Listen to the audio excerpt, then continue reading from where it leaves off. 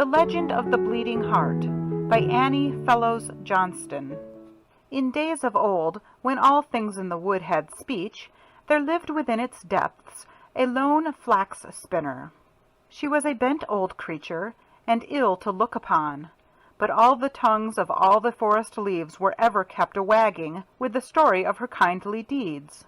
And even to this day they sometimes whisper low among themselves, because they fain would hold in mind so sweet a tale, the story of her kindness to the little orphan Olga. 'Twas no slight task the old flax spinner took upon herself the day she brought the helpless child to share the shelter of her thatch. The oak outside her door held up his arms in solemn protest. "Thou dost but waste thyself," he said. "Thy benefits will be forgot, thy labors unrequited, for youth is ever but another title for ingratitude." "Nay, friend," the old flax spinner said, "my little Olga will not be ungrateful and forgetful." All hedged about with loving care, the orphan grew to gracious maidenhood, and felt no lack of father, mother, brother, or sister.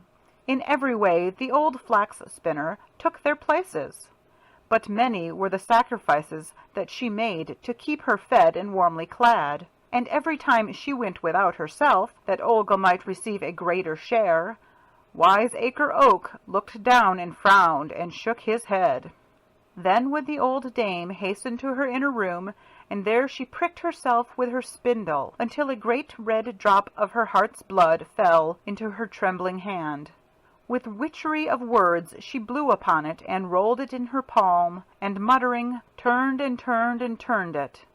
And as the spell was laid upon it, it shriveled into a tiny round ball, like a seed, and she strung it on a thread where were many others like it, saying, "By this she will remember. She will not be ungrateful and forgetful." So years went by, and Olga grew in goodness and in beauty, and helped the old flax spinner in her tasks as blithely and as willingly as if she were indeed her daughter. Every morning she brought water from the spring, gathered the wild fruits of the woods, and spread the linen on the grass to bleach. At such times would the bent old foster mother hold herself erect and call up to the oak, "Dost see? Thou wast wrong. Youth is not another title for ingratitude." "Thou hast not lived as long as I," would be the only answer. One day, as Olga was wandering by the spring, searching for watercresses, the young prince of the castle rode by on his prancing charger. A snow-white plume waved in his hat, and a shining silver bugle hung from his shoulder, for he had been following the chase. He was thirsty and tired, and asked for a drink, but there was no cup for which to dip the water from the spring. But Olga caught the drops as they bubbled out from the spring, holding them in the hollow of her beautiful white hands, and reaching up to where he sat, offered him the sparkling water. So gracefully was it done that the prince was charmed by her modest manner as well as her lovely face, and baring his head when he had slaked his thirst, he touched the white hands with his lips. Before he rode away, he asked her name and where she lived.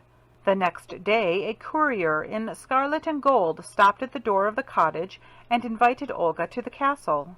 Princesses and royal ladies from all over the realm were to be entertained there, 7 days and 7 nights. Every night a grand ball was to be given, and Olga was summoned to each of the balls. It was because of her pleasing manner and her great beauty that she had been bidden. The old flax spinner courtesied low to the courier, and promised that Olga should be at the castle without fail. "But, good dame," cried Olga, when the courier had gone, "prithee tell me why thou didst make such a promise, knowing full well this gown of tow is all I own. Wouldst me have stand before the prince in beggar's garb? Better to bide at home for aye than be put to shame before such guests." "Have done, my child," the old dame said. "Thou shalt wear a court robe of the finest. Years have I toiled to have it ready, but that is not. I love thee as my own." Then, Once more the old flax spinner went into her inner room and pricked herself with her spindle till another great red drop of her heart's blood fell into her trembling hand. With witchery of words she blew upon it, and rolled it in her palm, and muttering turned and turned and turned it.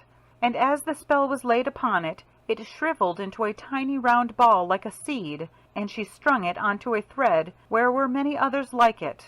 70 times 7 was the number of beads on this strange rosary. When the night of the first ball rolled around, Olga combed her long golden hair and twined it with a wreath of snowy water lilies, and then she stood before the old dame in her dress of tow. To her wonderment and grief she saw there was no silken robe in waiting, only a string of beads to clasp around her white throat. Each bead in the necklace was like a little shriveled seed, and Olga's eyes filled with tears of disappointment. "Obey me, and all will be well," said the old woman. "When thou reachest the castle gate, clasp one bead in thy fingers and say, 'For love's sweet sake, in my hour of need, blossom and deck me, little seed.' Straightway right royally shalt thou be clad, but remember carefully the charm. Only to the magic words, 'For love's sweet sake,' will the necklace give up its treasures. If thou shouldst forget, then thou must be doomed always to wear thy gown of tow." So Olga sped on her moonlighted way through the forest until she came to the castle gate. There she paused, and grasping a bead of the strange necklace between her fingers, repeated the old dame's charm. "For love's sweet sake, in my hour of need, blossom and deck me, little seed." Immediately the bead burst with a little puff, as if a seed pod had snapped asunder. A faint perfume surrounded her, rare and subtle, as if it had been blown across from some flower of Eden. Olga looked down and found herself enveloped in a robe of such delicate texture that it seemed soft as a rose leaf, and as airy as pink clouds that sometimes float across the sunset. The water lilies in her hair had become a coronal of opals. When she entered the great ballroom, the prince of the castle started up from his throne in amazement. Never before had he seen such a vision of loveliness. "Surely," said he, "some rose of paradise hath found a soul and drifted earthward to blossom here." And all that night he had eyes for none but her. The next night Olga started again to the castle in her dress of tow, and at the gate she grasped the second bead in her fingers, repeating the charm. This time the pale yellow of the daffodils seemed to have woven itself into a cloth of gold for her adorning. It was like a shimmer of moonbeams, and her hair held the diamond flashings of 100 tiny stars. That night the prince paid her so many compliments and singled her out so often to bestow his favors that Olga's head was turned. She tossed it proudly, and quite scorned the thought of the humble cottage which had given her shelter so long. The next day, when she had returned to her gown of tow, and was no longer a haughty court lady, but only Olga, the flax spinner's maiden, she repined at her lot. Frowning, she carried the water from the spring. Frowning, she gathered the cresses and plucked the woodland fruit. And when she sat all day by the spring, refusing to spread the linen on the grass to bleach, she was discontented with the old life of toil, and pouted crossly because duties called her when she wanted to do nothing but sit idly dreaming of the gay court scenes in which she had taken a bright brief part. The old flax spinner's fingers trembled as she spun, when she saw the frowns, for she had given of her heart's blood to buy happiness for this maiden she loved, and well she knew there can be no happiness where frowns abide. She felt that her years of sacrifice had been in vain, but when the oak wagged his head, she called back waveringly, "My little Olga will not be ungrateful and forgetful." That night outside the castle gate, Olga paused. She had forgotten the charm. The day's discontent had darkened her memory as storm clouds darken the sky. But she grasped her necklace imperiously. "Deck me at once!" she cried in a haughty tone. "Clothe me more beautifully than mortal maid was ever clad before, so that I may find favor in the prince's sight and become the bride of the castle. I would that I were done for ever with the spindle and the distaff." But the moon went under a cloud, and the wind began to moan around the turrets. The black night hawks in the forest flapped their wings warningly, and the black bats flitted low around her head. "Obey me at once!" she cried angrily, stamping her foot and jerking at the necklace. But the string broke, and the beads went rolling away in the darkness in every direction and were lost, all but one, which she held clasped in her hand. Then Olga wept at the castle gate, wept outside in the night and the darkness, in her peasant's garb of tow. But after a while, through her sobbing, stole the answering sob of the night wind. "Hush," it seemed to say. "Shh. Never a heart can come to harm, if the lips but speak the old dame's charm." The voice of the night wind sounded so much like the voice of the old flax spinner that Olga was startled and looked around wonderingly. Then suddenly she seemed to see the thatched cottage and the bent form of the lonely old woman at the wheel.